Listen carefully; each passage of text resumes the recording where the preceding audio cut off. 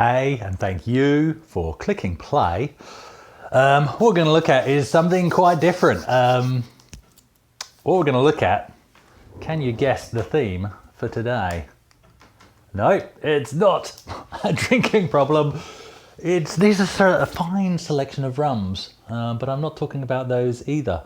Rums, computers, pirates. Right, okay, so what we're talking about now, as I've alluded to, most of my games collection back in the day were legit.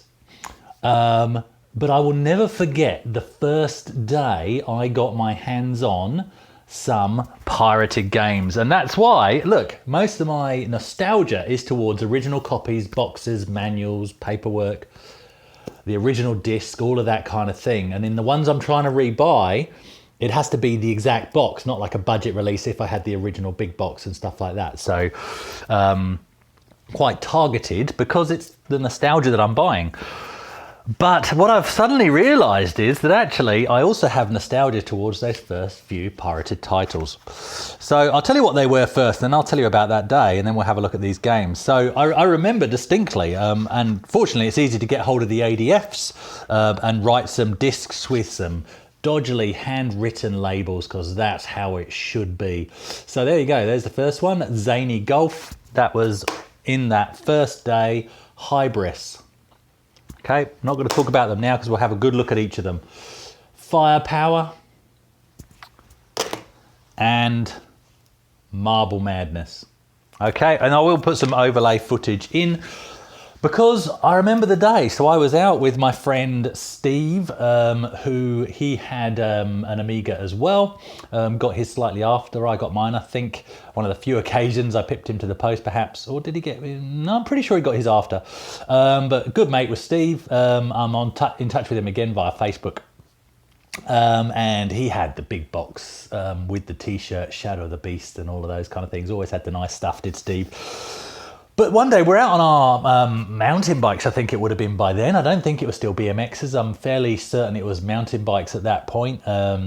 He had a Diamondback and I had a Rally Mustang. Those were pink. Purple, they were a manly purple, they were pink. Anyway, and we went down this road, which I'll show you now. Which I'd never been down before because he had some other friends, and most of our friends group, we all stayed in together, we cycled together, we did skateboarding, street hockey, whatever we were into at the time. And suddenly he took me to this house of some other friends that he had. And look, I've never been into anything dodgy in terms of drugs or anything like that, but the closest I can relate at that young age, so, you know, I would have been about maybe 15, maybe 16, something like that. Was meeting drug dealers because we went down this sort of private gravel road and we went into this house and we went up and we went into this sort of narrow back bedroom, and they had their Amigas set up and they were very interested in the fact that I had an original copy of Barbarian, which I didn't take with me. And they were just copying games. I don't even know what they were using. I don't think it was even Xcopy at that point, but they were just copying games, bang, bang, bang, bang, bang, bang, bang. And I walked away with, I think maybe I had to take some of my own discs, I can't remember, but I walked away with these four. These are reproductions, obviously, but reproductions of a pirated game. What am I even talking about? And yeah, so it was just a really interesting experience, and I will never forget it. So these games, for me, they have to be the pirated versions. I'm sorry to anybody that was involved in the making of these games. So yeah, that was that. So this is the street from the outside on Street View, but it's down there. Google Street View doesn't even go down there because it's that dodgy, it's so bad. So from the aerial view, this is what that area looks like. And it was just sort of on that corner, sort of very nice private houses down there on this little private road. And yeah, that's where I got my first pirated games. So let's have a look at them, shall we? Okay, so the first game, not Marble Madness, Zany Golf. And me and my mate Steve played this, obviously after getting our hands on that pirate copy. I've put one players in. We'll just have a quick round of this, just a quick round of each of these games while I talk about them. But yeah, seriously, that's my memory. And the weird thing is, it's sort of like a tainted memory. It's like, I had the games, but I shouldn't have had them. And keeping in mind, I was on a budget all the time. To actually have that mentality, I think maybe is a healthy thing, I don't know, of, you know, really feeling like I'd done something bad by getting my hands on these discs. But get my hands on them, I did. And of course, having pirated games meant you were at risk of all sorts of nasty infections. Right, here we go. So Zany Golf, if you haven't seen it before, fairly simple. Let me just move Maria out the way and I'll turn that around for you a bit.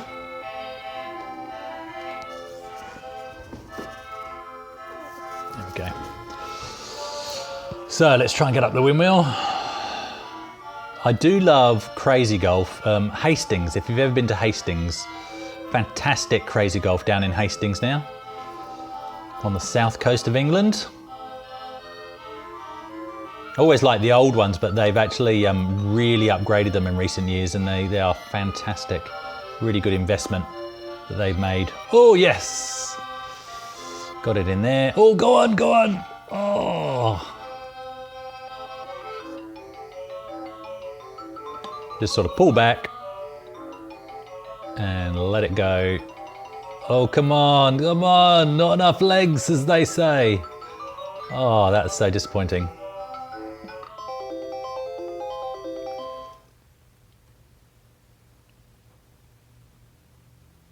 And yeah, the odd thing is I don't remember crack throws on any of these either. It was more when, well, story for another time, on some of the later games that I got my hands on.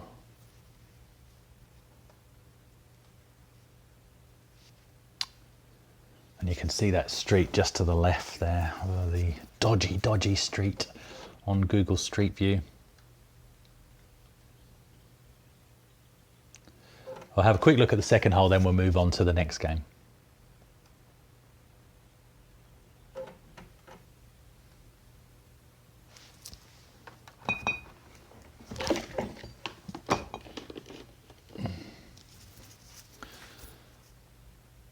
Oh, hamburger hole, I hate this one.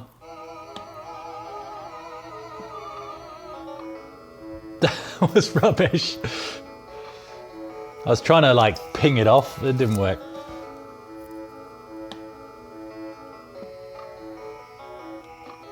Ooh. Oh, that's right, it does stuff. As you see, the tomato ketchup bottle exploded. Oh, so bad.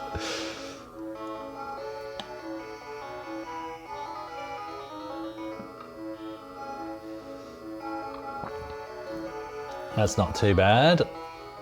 Oh, it's my last stroke, is it? I played Crazy Golf in Italy once, and the tourists behind us, were having a right go because me and my sister didn't, and Steve was with us on that trip actually. And we just kept swinging. We were like 13 strokes, 14 strokes, and these very angry tourists who may or may not have been German behind us going, "You should only have 7. Like, what? I don't know. It was a good course, that was. That was up in Lido Gieslo, really nice course. That was years ago. I was about 16, funnily enough, at the time. There we go. Right, on to the next game. Okay, so Marble Madness. Go, input is joystick. I could have changed that to mouse. Does mouse still work anyway? I can't remember.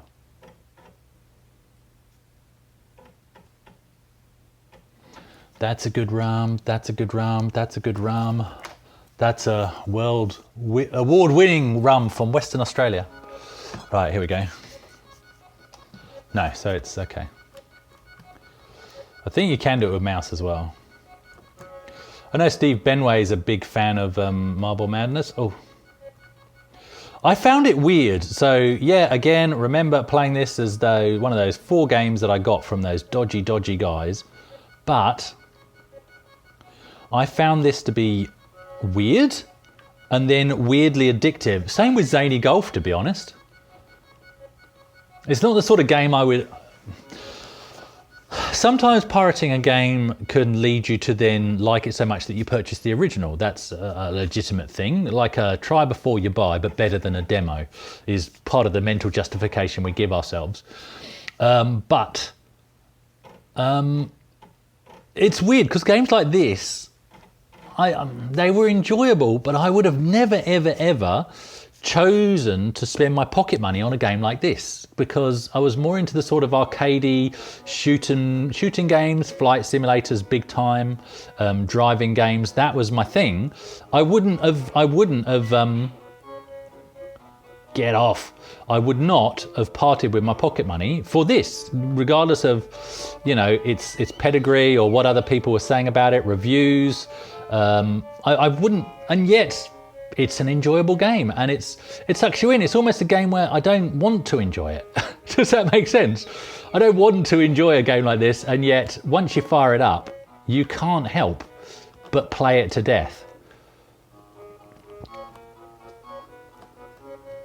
Oh, these isometric views.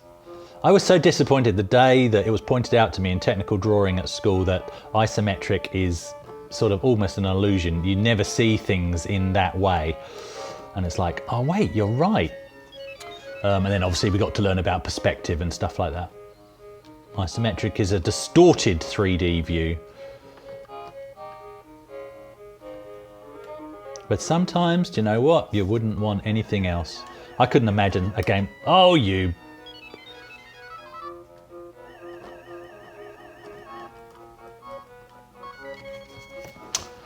There we go. All right, let's move on to the next game.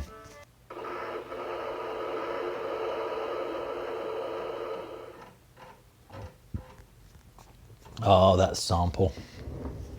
That explosion. The warning before telling you to turn your volume up. Oh, gaming peaked. Gaming seriously peaked.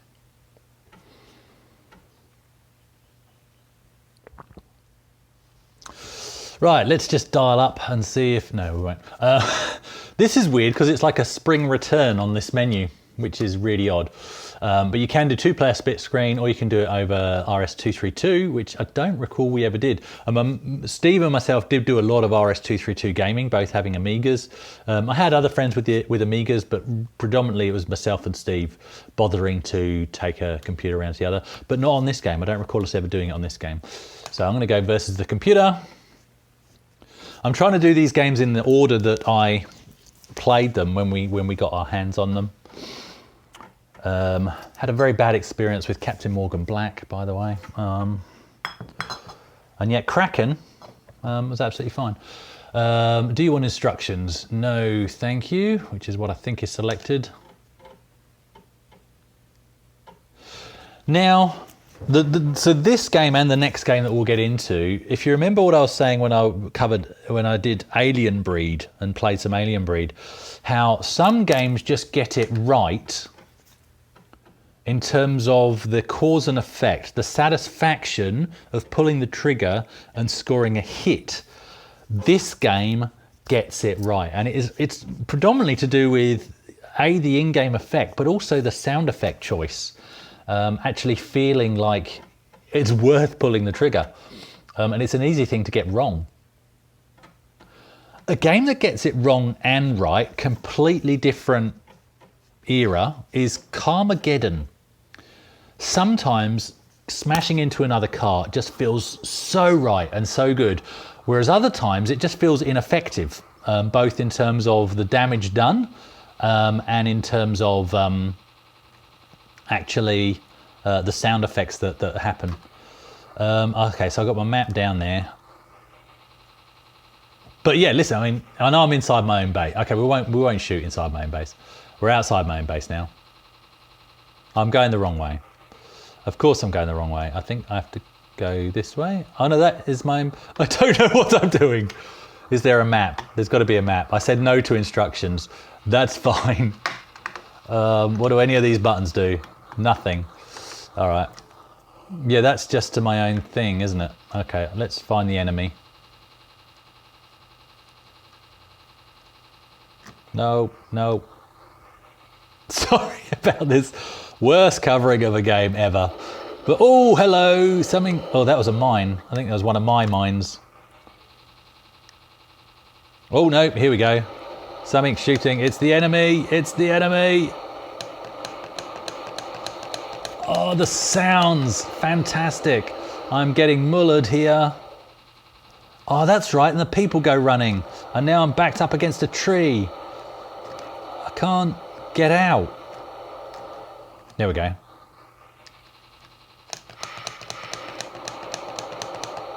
There we go. And the people go running and you have to get them. Oh. Get the people. Oh. I'm not doing very well. Get the people. Yeah, that's it. Go on. Yeah, you can't get away. Some of the others got away, but that's fine. I think you can blow up trees as well. It's not very green. Greta would not approve, but I'm pretty sure you can blow up a tree. There you go. So yeah, you have to find the enemy base and attack their base, attack their tanks, and off you go. Oh, there's a mine! So yeah, look, this is really cool. I haven't played this. This is like I made sure the disc worked, but I haven't played it. So do excuse my terrible gameplay here. That's not what it's about. It's about just reliving the memories of the first games I ever pirated. I'm pretty sure this is a roving map. When you go into this bit, you're not really going anywhere. That's my memory. Unless you come in the other side of the map. I'm pretty sure that's right, so I'm going to go back. But yeah, no, that's Firepower. Let's get into a more interesting game. But yeah, that was, again, one of the first I played as a pirated game. Again, I found it a bit bizarre. Would I have spent my pocket money on this? Probably not. Oh, we're being attacked by a helicopter. Got him. Again, I probably would not have pocket moneyed this. Even though it's a shoot 'em up, like games like Swiv and stuff. Would I have spent money on this? I don't think I would have done. Maybe if it was in a bargain bin. Maybe. But only after playing it as a pirate copy and deeming it worthy. I certainly didn't spend hours playing it. I played it against my brother as well as playing against Steve, but predominantly played, you know, solo like I am now, against the computer and doing abysmally. Oh, look, it's an interesting game. Split screen. Any game that gives you some split screen is a good thing in my book. But yeah, there we go. Firepower. Hybris, the last of these four. And case in point, during the load of this, it actually says a game worth playing is a game worth buying. And that's what the message crackers had put in. So now those other games, I said I probably wouldn't have spent my pocket money on. I certainly spent pocket money on, you know, good shoot 'em ups and things like Xenon 2 and Swiv. This, oddly enough, I never really saw it advertised anywhere. And do I say it's better? I think this is one of the games that made me actually get a zip stick. Did I ever actually buy the legit copy of this game? To be honest, I never even saw it in a shop. So it's not something that was in my face. I didn't even know about it until these dodgy drug dealer pirate guys gave me this copy of Hybris. So it wasn't on my radar at all. I don't recall seeing it in magazines. It certainly didn't jump out. But as a game, it's fantastic.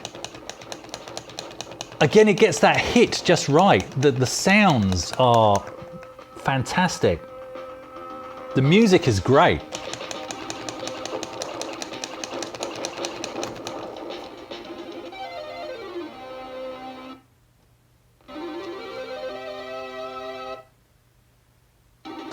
Almost reminiscent of Swiv, I think. Now there's a thing you can do to separate your thing. Oh, that's that. There we go, that's right.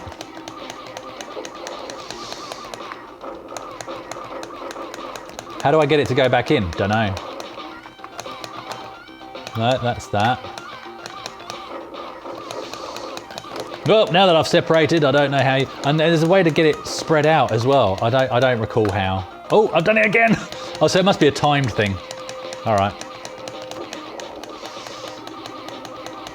I'm not using auto fire, as you can tell. If I get all of these, I get a present, I think. Oh, yes, got them. Oh, here we go, here we go. Now, I'm pretty sure if I do that again, there we go, look at that. This is a fantastic game. What's auto fire like? There we go. I'm not sure if this has problems with 1 meg of RAM, because during the load it also prompted me, your machine has extra RAM, do you want to turn it off? So I said yes. I assume that's a permanent disabling of my expansion. But this is a great game, and my brother John, I know, he liked this as well, because he was into shoot 'em ups. Like I say, I think probably this was one of the games that forced us into getting a zip stick after destroying every other joystick that we had playing shoot 'em ups. Bit of a delay there for there we go. Ah, doing terribly. Game over. Hybris, excellent game. Of all of these, in all honesty, this is probably the game that if it was true that a game worth playing is a game worth buying, I should have put some pocket money into this, because it's a really, really good shoot 'em up. It's fast paced. The cause and effect is fantastic. That's my phrase, by the way. I just got to have another round of this, sorry. And that speaks volumes as well. And when I did fire this up after getting it onto a disc from an ADF, I was straight back into, hey, this is fantastic. Oh, that's right. So you can actually lose your extra weapons at the side. So that's going to slow me down a bit.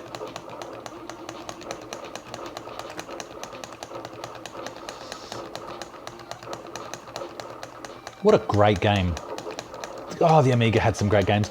So yeah, even though I've got Batman and all of that, look, the Amiga's not getting much use. And it's oddly this game that is like, yeah, I've got to put some playtime in. I have to put some playtime in.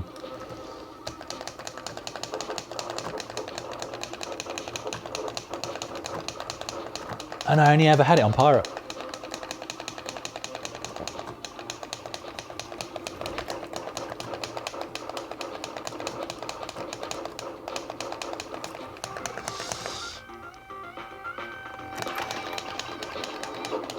Oh, done it again.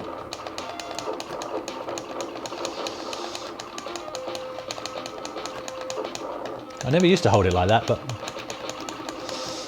I've got into, from playing Laser Quest back in the day, using my middle finger as a trigger finger, because yeah, often you can actually get more sustained speed, and then obviously having the option to swap fingers. I don't know how I did that. Did I just hold something down to do that? I don't know. No, it doesn't. I don't know why that suddenly did a smart bomb, but it did. I'm happy.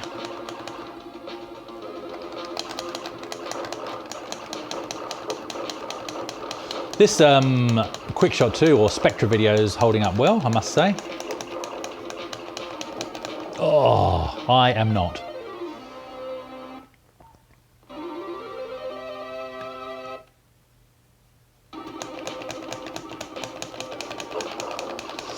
Yeah, I like this. I like this a lot. Oh. No, I don't. I hate it. So, there we go. That was my first pirated games. Hope you enjoyed that. I didn't drink all these in one go, by the way. But yeah, my first inkling. I did go on to using Xcopy later, but that's a story for another time, I think. So, look, keep it safe. Keep it legit. And yeah, just look after yourselves. Cheers, guys.